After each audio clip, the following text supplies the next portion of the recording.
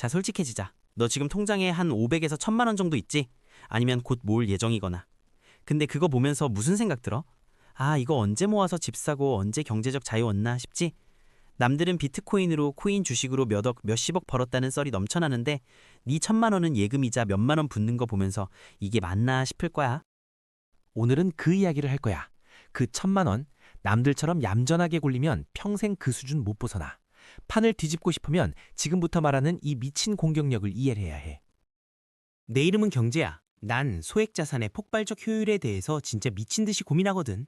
만약 네가 쥐꾸리만한 시드머니로 언제 인생 역전하나 하는 막막함 때문에 힘들다면 구독 버튼 누르고 이 영상이 도움되면 좋아요도 꼭 눌러줘. 오늘은 괜한 희망 고문이 아니라 숫자랑 심리, 실제 투자 상품까지 다 가져와서 얘기해 볼 거야. 사실 말이야, 시중에 흔한 재테크 책들이 뭐라고 해? 분산 투자해라, 우량주 사서 10년 묻어둬라. 자, 봐봐. 1000만 원을 연 8% 수익률로 분산 투자하면 1년 뒤에 얼마게? 80만 원이야. 숫자만 보면 나쁘지 않은 수익률인데 절대 금액으로 보면 한 달에 6만 원 좀 넘게 버는 거지. 이걸로 네 인생이 바뀜이 절대 아니지. 사람들이 진짜 모르는 게 뭐냐면 자산 규모에 따라 전략이 완전히 달라져야 한다는 거야. 100억 있는 사람한테 8%는 8억이지만 너한테 8%는 그냥 치킨 몇 마리 값이야. 20대인 네가 지금 가져야 할 건 안정이 아니라 변동성을 내 편으로 만드는 용기야. 여기서부터 진짜 재밌어진다? 자, 통계 얘기를 조금만 하자. 여러 자산가 조사들을 보면 자수성가한 부자들 상당수가 초기에는 소수의 사업이나 한두 개 종목에 자산을 강하게 집중해서 첫 큰돈을 만들었다는 공통점이 있어. 처음부터 교과서처럼 촘촘하게 분산 투자만 해서 자산이 갑자기 튀어오른 경우는 상대적으로 적어. 자, 백날 말로만 하면 뭐해? 진짜 숫자로 딱 찍어서 보여줄게. 잘 따라와봐. 먼저 A 방식, 이른바 안정형이야. 네 1000만 원을 연 5%짜리 예금에 넣어둔다고 치자. 10년 뒤에 얼마 될 것 같아? 약 1600만 원이야. 근데 여기서 세금 떼고 물가 오르는 거 생각하면 사실상 10년 전 1000만 원이랑 큰 차이도 안 느껴질걸? 그냥 돈을 보관만 한 수준인 거지. 반대로 B 방식, 공격형으로 가볼까? 레버리지를 쓰든 고변동성 자산에 태우든 해서 우리가 딱 연 30% 수익률을 목표로 잡았다고 가정해보자고. 자, 수학적으로만 보면 이거 10년 뒤에 얼마게? 놀라지 마. 약 1억 3,700만 원이야. 자, 1600대 1억 3,700. 차이가 확 느껴지지? 물론 수학적으로는 이게 맞아. 그런데 여기서부터가 진짜야. 우리가 꼭 따져봐야 할 현실성 문제거든. 일반 개인이 10년 동안 연 30%를 꾸준히 찍는 건 프로 투자자한테도 거의 불가능한 난이도야. 그러니까 반드시 이렇게 된다가 아니라 리스크를 감수하고 높은 기대 수익률을 노리는 전략은 완전히 다른 결과를 가져올 수 있다는 예시로 이해해야 해. 차이가 보이지?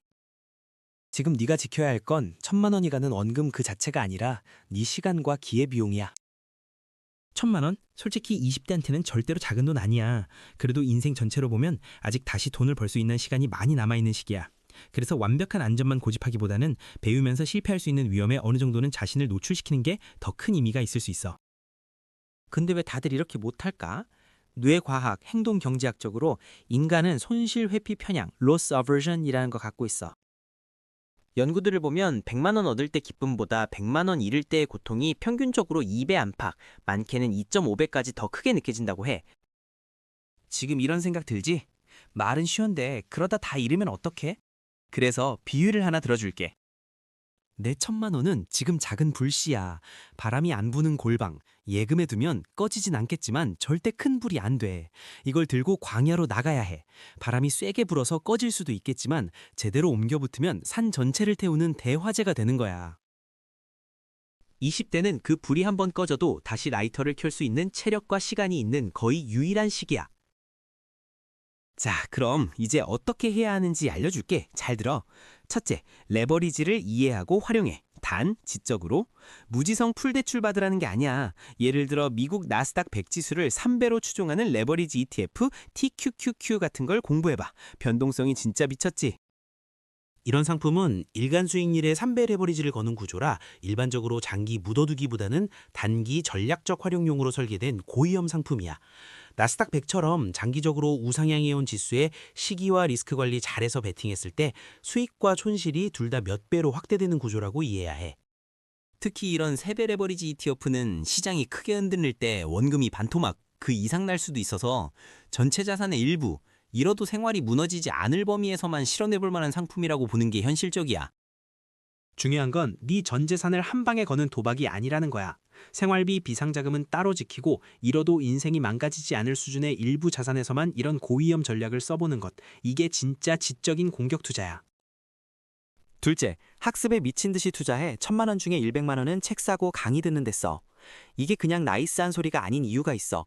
금융 투자에 대한 지식 수준이 실제 수익률과 리스크 관리 능력에 영향을 준다는 연구 데이터들이 계속 나오거든. 1,000만 원짜리 도박을 할지 1,000만 원짜리 투자를 할지는 네 뇌에 든 지식이 결정해.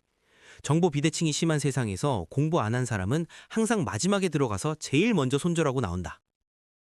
셋째, 현금 흐름, 캐시플로우를 멈추지 마. 공격적인 투자의 핵심은 추가 투입이야. 투자가 망해도 내 본업에서 매달 200에서 300만 원이 꾸준히 들어온다면 그건 엄청난 안정장치야. 투자는 공격적으로, 생활은 근면하게. 이 조합이 강하다고 느끼는 이유가 뭐냐면 계속해서 새로운 시드머니를 만들어내는 사람이야말로 여러 번의 시행착오를 잼들 수 있는 사람이기 때문이야. 너희들 나중에 40대, 50대 돼서 그때 그 1,000만 원으로 뭐라도 해볼 걸 하고 후회할 거야? 아니면 그때 내 판단이 맞았어 라고 웃으면서 포르쉐 핸들 잡을 거야? 세상은 네가 안전하게 가길 원해. 그래야 네가 계속 남 밑에서 일할 테니까. 하지만 판을 뒤집고 싶다면 남들이 무서워하는 그 변동성의 파도에 몸을 던져야 해. 1,000만 원은 잃어도 되는 돈이 아니라 네 인생을 바꿀 수 있는 가장 강력한 총알이라는 걸 잊지 마. 오늘 영상 보고 와 진짜 소름 돋네 싶었으면 바로 행동으로 옮겨. 당장 서점 가서 투자 관련 책 3권부터 사고 네가 이해할 수 있는 범위 안에서 고위험 고수익 자산을 공부해. 네 인생의 판을 뒤집는 건 네가 내린 단 한 번의 용기 있는 결정에서 시작된다. 구독, 좋아요, 알림 설정 안 하면 너만 손해인 거 알지? 경제였다. 다음에 봐.